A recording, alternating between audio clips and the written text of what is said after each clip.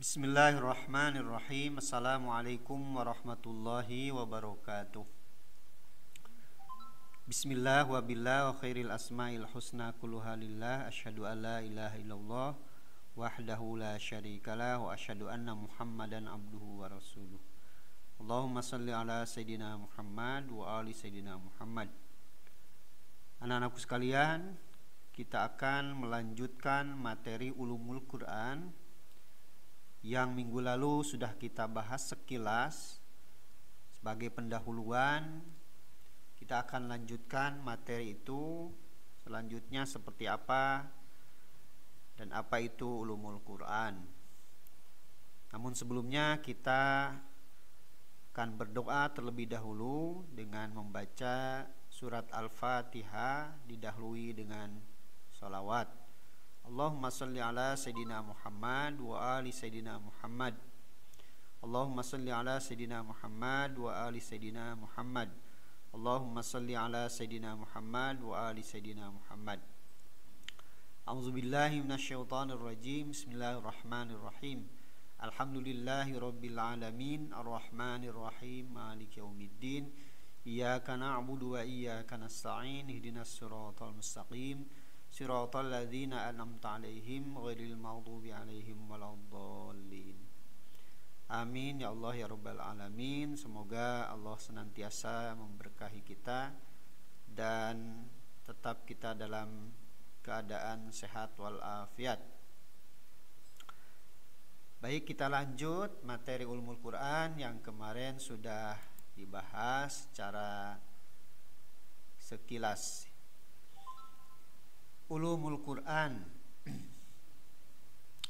Tentu kita akan melihat di sini adalah kalimat yang berbahasa Arab ya. Kemarin sudah sekilas Ulumul Quran itu berbahasa Arab. Pasti dalam materi Ulumul Quran banyak menggunakan berbahasa Arab. Namun Ulumul Quran ini sudah menjadi bahasa Indonesia yang baku.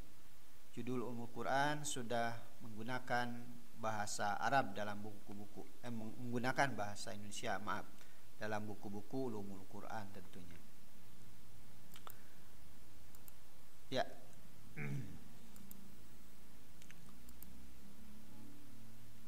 Definisi Ulumul Quran. Kita ambil secara bahasa. Apa itu Ulumul Quran? Berasal dari bahasa Arab, kata ulum merupakan bentuk jamak dari ilmu. Ilmu yang dimaksud adalah sejumlah materi pembahasan yang dibatasi kesatuan tema dan tujuan. Ya, ilmu yang dimaksud, ya, kata ulum itu ilmu, bahasa Arabnya ilmu, jamaknya ulum. Ya, ilmu yang dimaksud adalah sejumlah materi pembahasan yang dibatasi kesatuan tema dan tujuan. Jadi ada pembatasan tema dan apa tujuannya dibatasi, tentunya berkaitan dengan Al-Quran. Adapun Al-Quran, dari kata Al-Quran ini ulum Al-Quran atau ulumul Quran. Apa itu Al-Quran? Ini yang singkat tentunya. Kemarin juga sudah secara sekilas definisi dari Al-Quran. Ada yang panjang tentunya definisi itu, ada yang pendek. Ini yang pendek. Al-Quran adalah kalam Allah yang diturunkan kepada Nabi Muhammad sallallahu alaihi wasallam. Baik, itu menurut bahasa. Sedangkan menurut istilah, ya, menurut istilah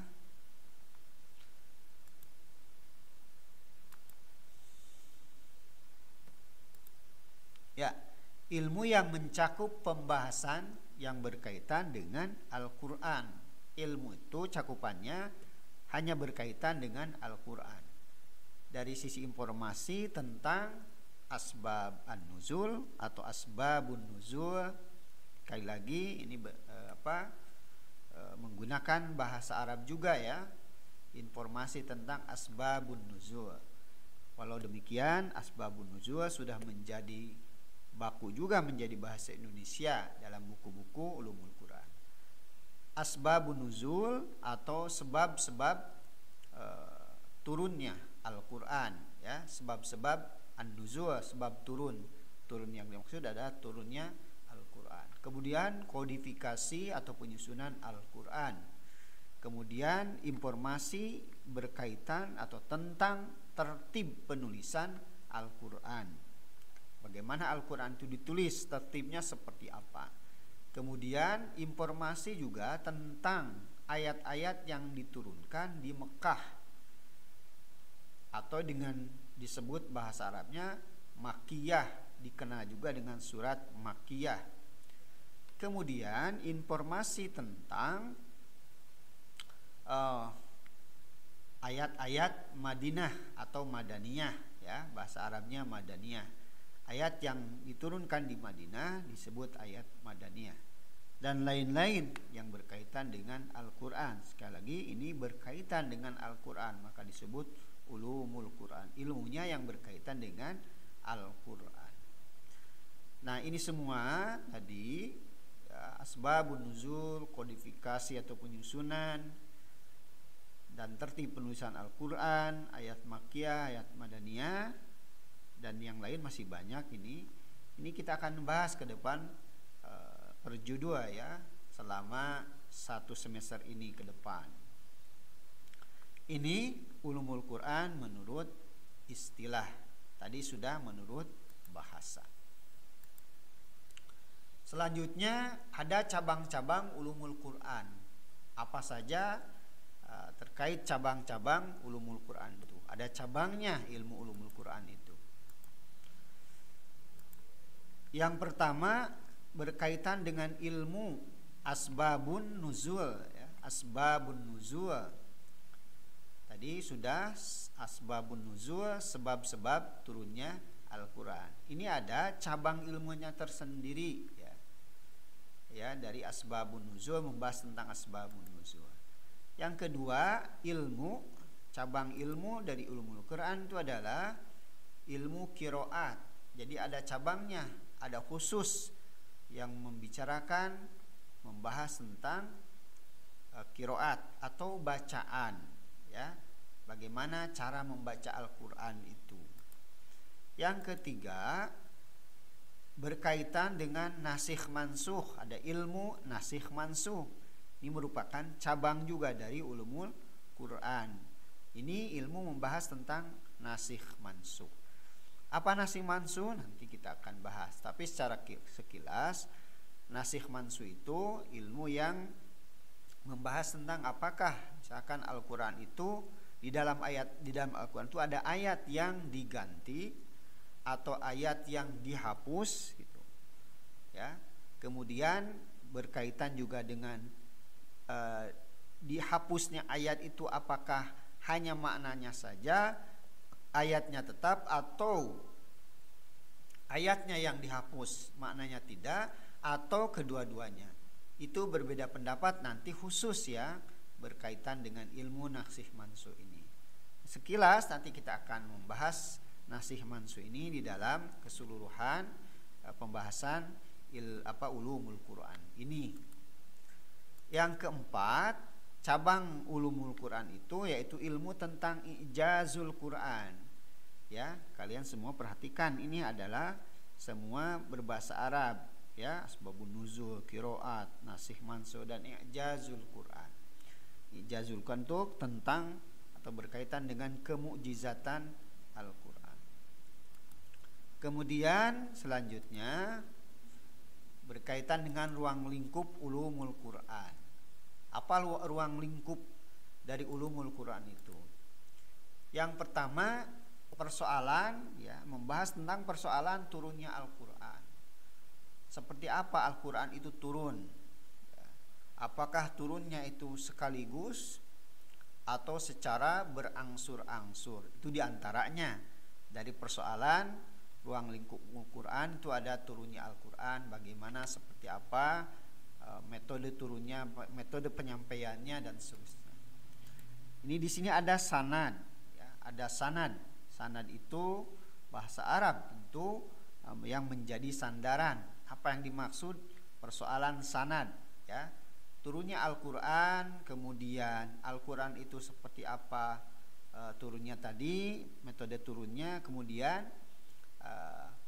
berkaitan dengan sanad ini seperti halnya ya kalian mungkin sudah mendengar di dalam ilmu ulumul hadis yang kita akan pelajari semester 2 itu ada sanad kan. Nah, dalam ulumul Quran juga ada sanad.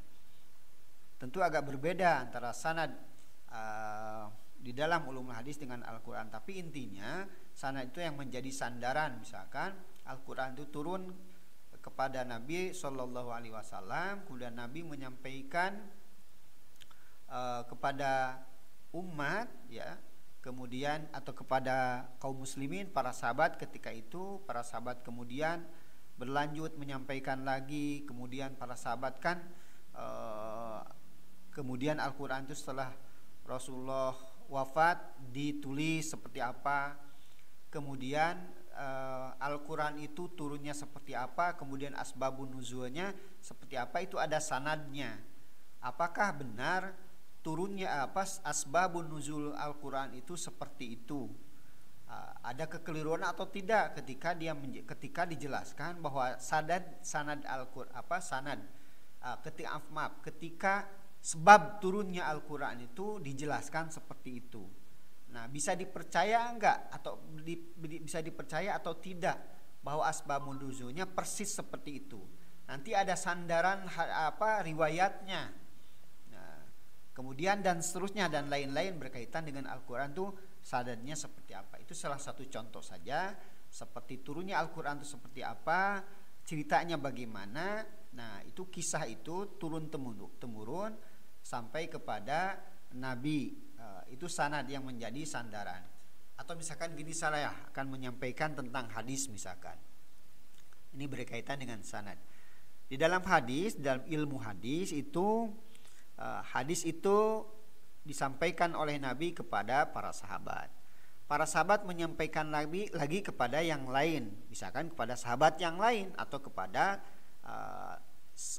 tabi'in. Tabi'in itu generasi setelah sahabat.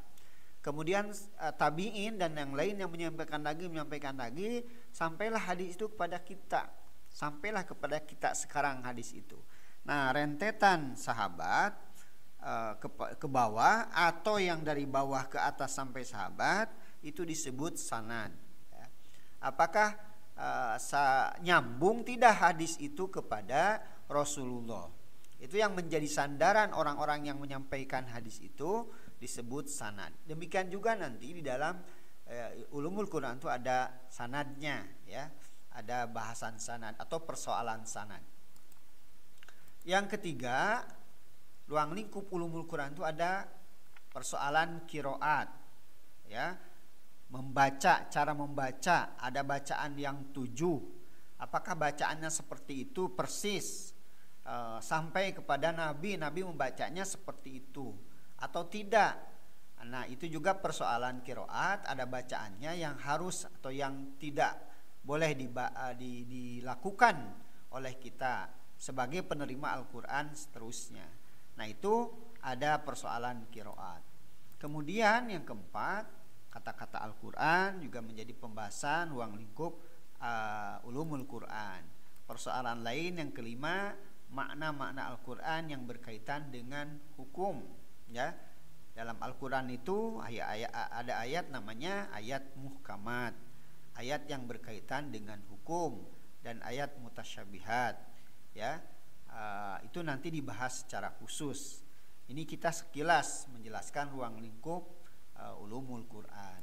Yang keenam adalah persoalan dalam ruang lingkup ulumul Quran itu makna Al-Quran yang berpautan dengan kata-kata Al-Quran.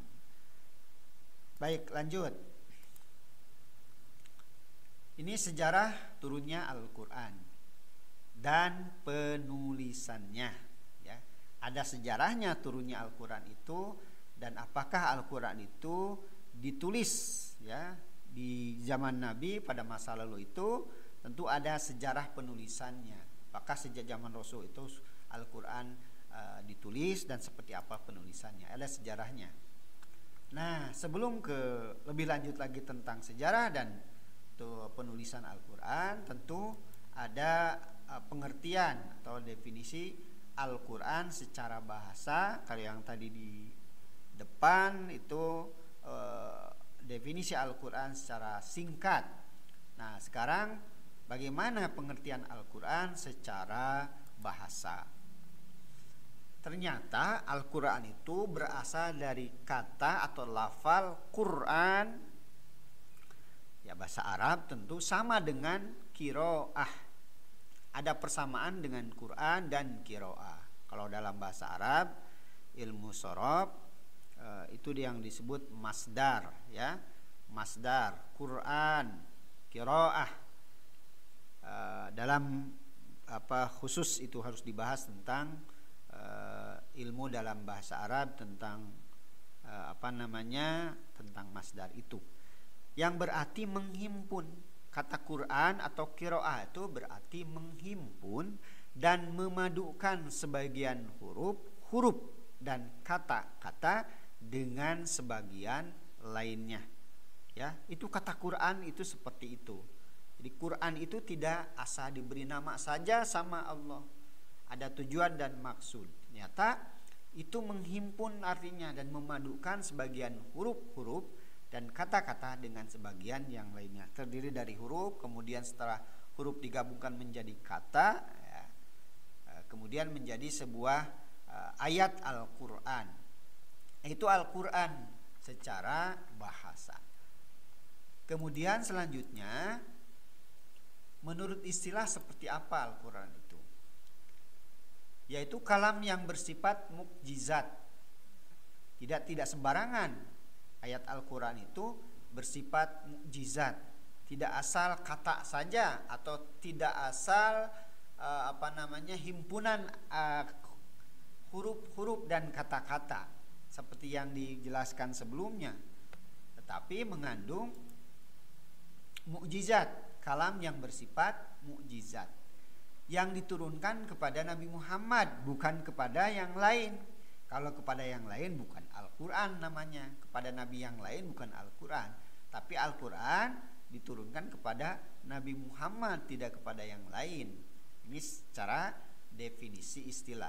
Yang ditulis dalam mushaf, yang dinukilkan secara mutawatir. Nah, kalian ini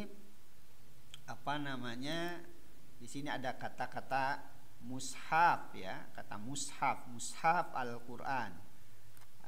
Itu mungkin ada suhuf yang kalian pernah dengar. Kemudian mushaf. Kalau suhuf itu ada suhuf Ibrahim wa Musa dan suhuf Musa. Itu mungkin lembaran-lembaran kitab yang diberikan kepada Nabi Ibrahim dan Musa disebut suhuf. Atau mushaf juga bisa, berbeda pendapat sih mushaf itu seperti apa para ulama. Mushaf itu merupakan satu kumpulan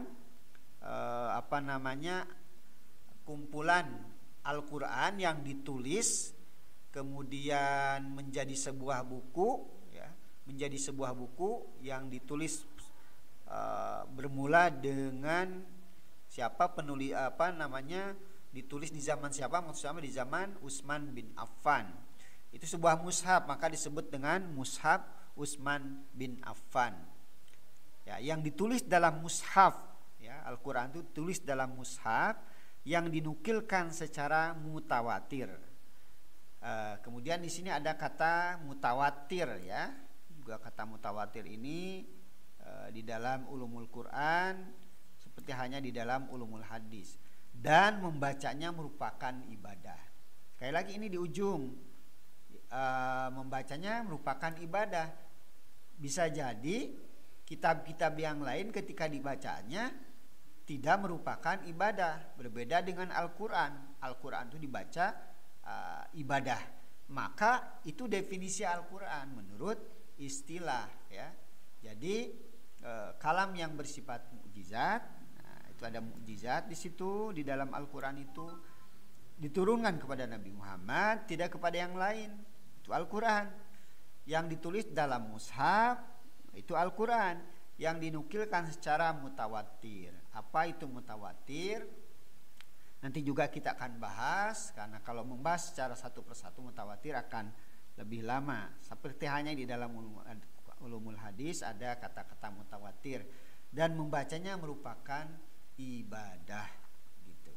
Kalau mau melihat juga boleh kalian apa itu mutawatir, misalkan di Wikipedia atau di internet, apa itu mutawatir boleh dilihat ya, biar lebih paham. Yang dinukilkan secara mutawatir dan membacanya merupakan ibadah.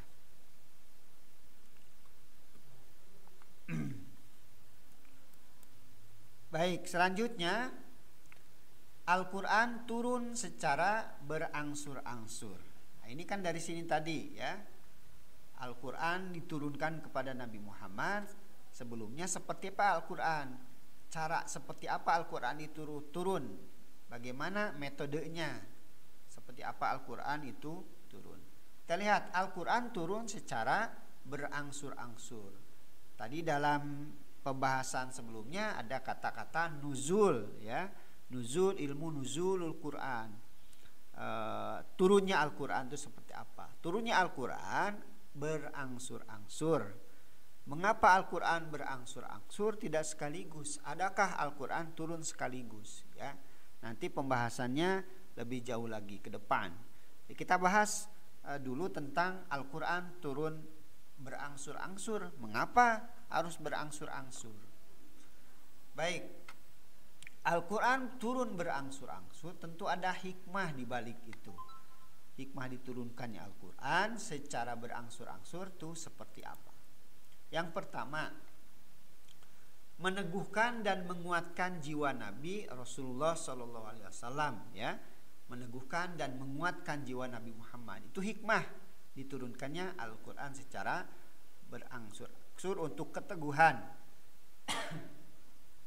juga menguatkan jiwa Nabi Muhammad. Yang kedua, apa dibalik diturunkannya Al-Quran atau hikmah diturunkannya Al-Quran itu secara berangsur-angsur? Yang kedua, membimbing dan membina umat dalam melaksanakan syariat Islam.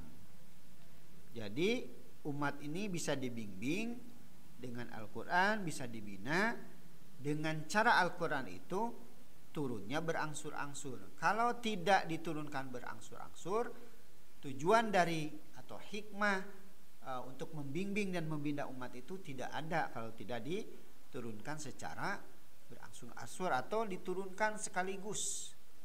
Dari mulai surat Al-Fatihah sampai surat An-Nas sekaligus kepada Nabi. Nabi punya kesempatan untuk menyampaikannya tentu tidak seperti diturunkannya secara berangsur-angsur. Ya, dan di situ tidak ada bimbingan barangkali. Bagaimana bisa membina umat sementara ayat Al-Quran sekaligus seluruhnya diturunkan kepada Rasulullah SAW. Nah, sekali lagi ini dalam melaksanakan syariat, karena Al-Quran tentu berisikan syariat Islam. Nah, umat harus dibimbing dan dibina untuk melaksanakan syariat ini. Oleh karenanya Al-Quran diturunkan secara berangsur-angsur. Yang ketiga, kesesuaian dengan peristiwa-peristiwa dan pentahapan dalam penetapan hukum. Jadi tadi di sebelumnya ada kata-kata syariat. Ini adalah hukum ya. Di dalamnya hukum. Syariat Islam itu hukum Islam. Kemudian kalau diturunkan secara berangsur-angsur, hikmahnya adalah karena ada kesesuaian dengan peristiwa-peristiwa dan pentahapan dalam penetapan hukum.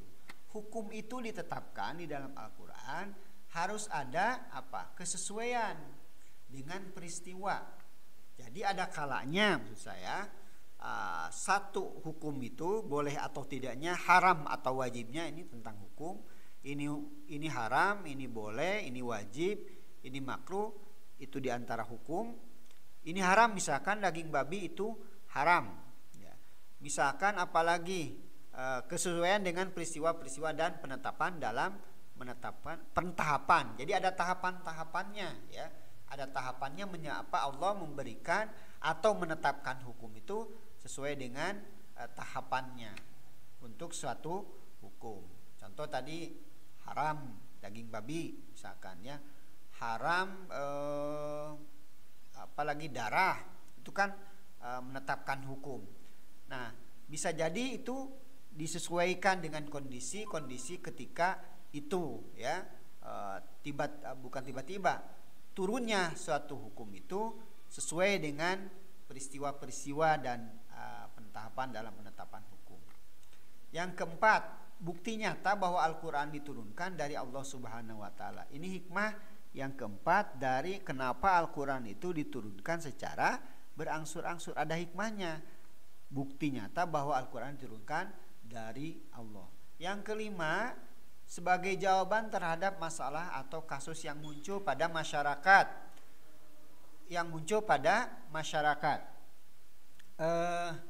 Jadi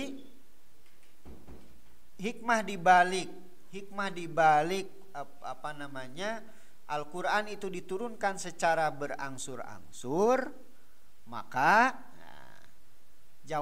sebagai jawaban terhadap masalah satu kasus yang muncul pada masyarakat waktu itu. Misalkan ada pertanyaan kepada Rasulullah SAW, contohnya misalkan mereka bertanya tentang seperti dalam Al-Quran, yas'alunaka anir ruh. Mereka bertanya kepadamu, wahai Muhammad, kata Allah, tentang ruh. Jadi mereka masyarakat itu tanya ruh itu seperti apa sih, kepada Nabi bertanya. Tapi Nabi belum memiliki ilmu tentang itu misalkan, atau belum ada ayat tentang itu, belum ada petunjuk dari Allah tentang ruh itu seperti apa. Maka turunlah atas jawaban pertanyaan dari masyarakat, Allah menjawabnya melalui Rasul, yas'alunaka 'anir ruh qulir ruhu min amri rabbi. Maka turunlah ayat itu. Contoh lain misalkan yas'alunaka 'anil mahid.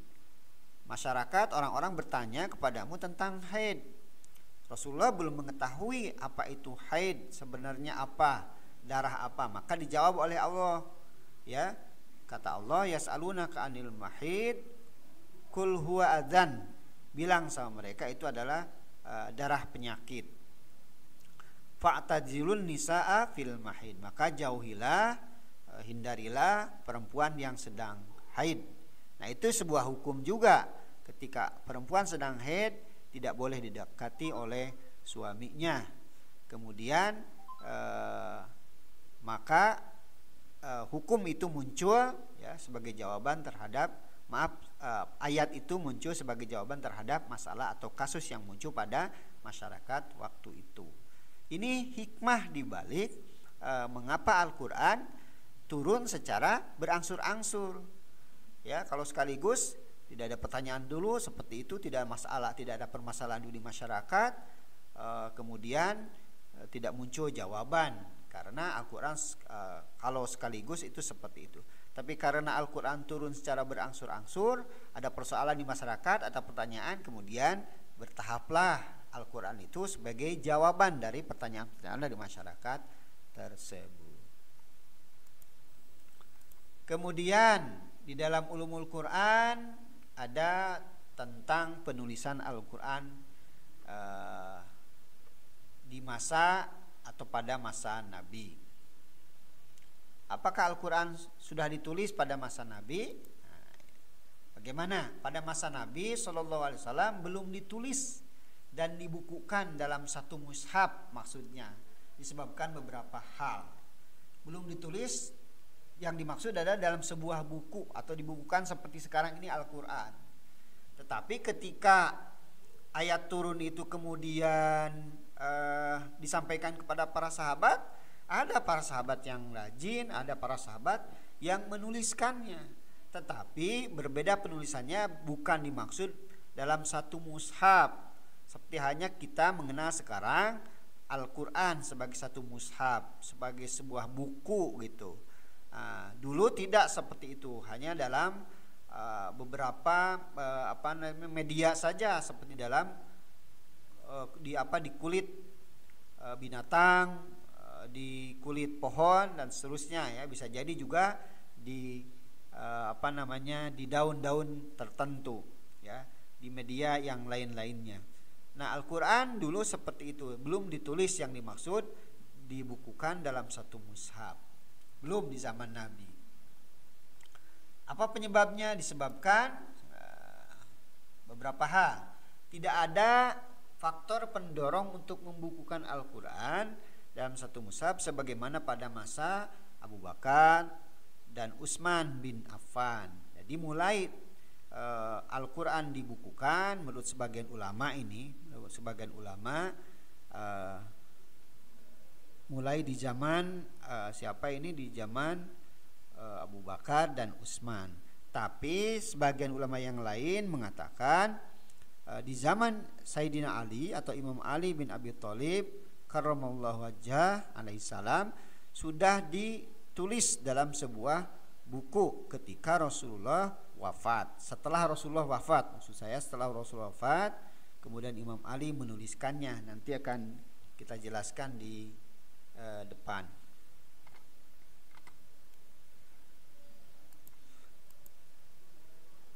Nah, yang kedua, oleh karena Al-Qur'an diturunkan secara berangsur-angsur tadi, mulai Nabi SAW diangkat menjadi Rasul sampai menjelang akhir wafat, maka suatu hal yang logis bila Al-Qur'an baru bisa dibuka dalam satu mushaf setelah beliau wafat. Gitu. Walaupun ada yang menuliskannya dalam media tertentu tadi. Yang ketiga, selama proses turunnya Al-Qur'an masih terdapat kemungkinan adanya ayat-ayat yang mansuh. Ya, tadi di depan sudah jelaskan sedikit, yang dibatalkan, yang dihapus misalkan. Ada kemungkinan, ini pendapat para ulama ya, dan adanya urutan ayat serta surat yang belum sesuai menurut tertib turunnya. Adanya urutan ayat serta surat yang belum sesuai menurut tertib turunnya wahyu. Ada tertib turunnya wahyu. Ini harus yang mana dulu nih yang harus ditulis misalkan. Mana dulu yang harus di belakang atau di depan, disimpan di belakang atau di depan atau di tengah. Itu belum ya. Karena belum sesuai menurut tertib turunnya wahyu. Itu pendapat para ulama ya. Kemudian selanjutnya ini ada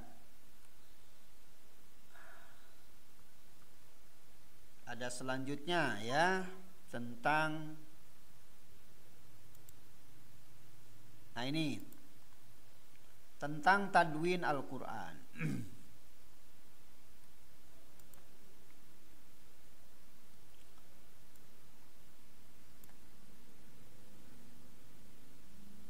Ini sebetulnya selain lanjutan yang sebelumnya. Kita lihat di sini tadwin Al-Qur'an.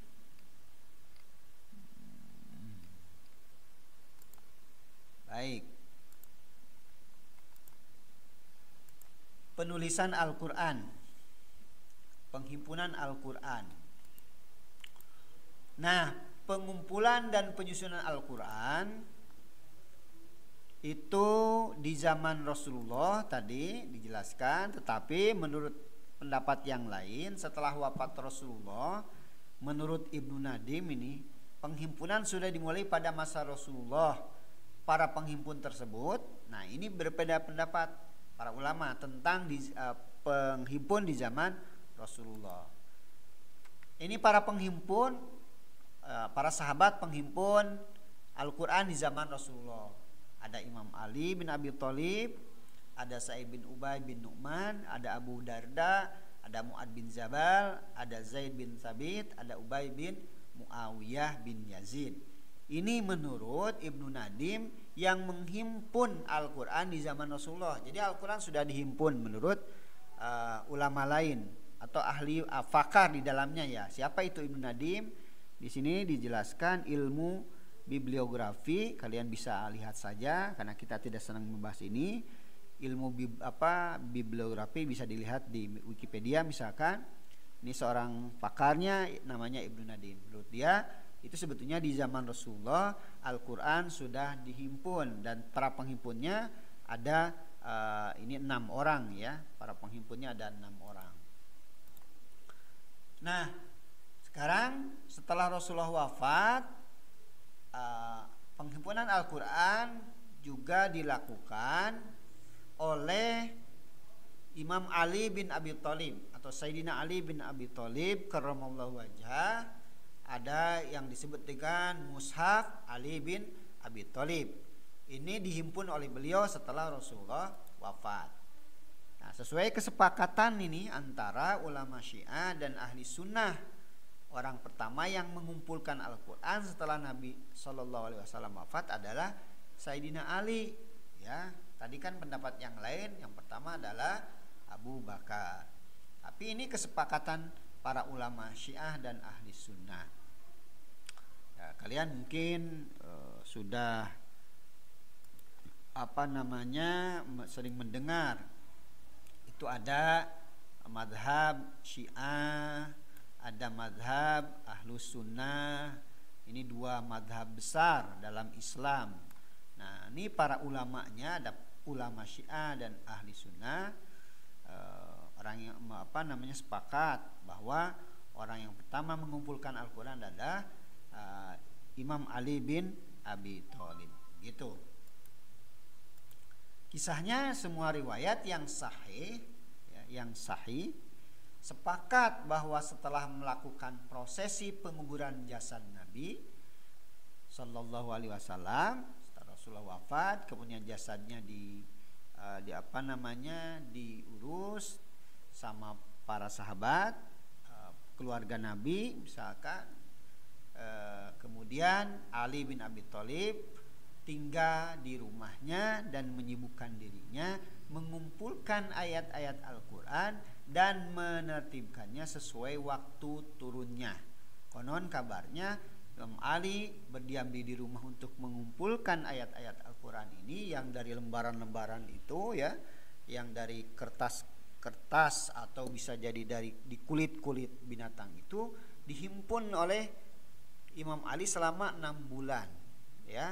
Kemudian Ali mengumpulkan ayat Al-Quran tersebut sesuai dengan menertibkannya sesuai dengan turunnya, sesuai dengan di mana turunnya, apa sebab turunnya, itu disesuaikan dengan itu. Maka ada yang namanya disebut Mushaf Imam Ali bin Abi Thalib sebelum ada Mushaf Utsman bin Affan. Mushaf Utsman bin Affan ini adalah mushaf yang sekarang kita baca ya. Sekarang yang kita baca itu disebut dengan Mushaf Utsman bin Affan.